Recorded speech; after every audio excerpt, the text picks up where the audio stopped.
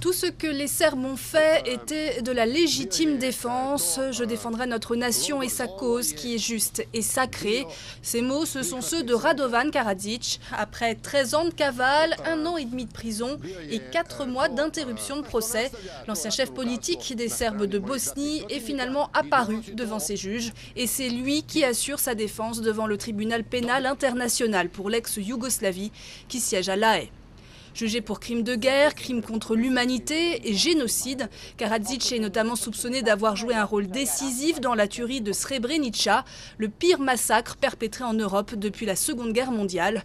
En juillet 1995, les forces serbes bosniaques avaient exécuté plus de 7000 hommes et garçons musulmans dans cette ville.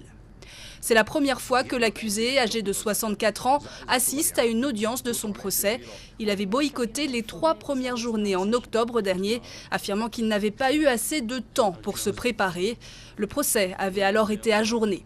Radovan Karadzic risque la prison à vie. Le premier témoin à charge, dont l'identité n'a pas été révélée, doit être appelé à la barre ce mercredi.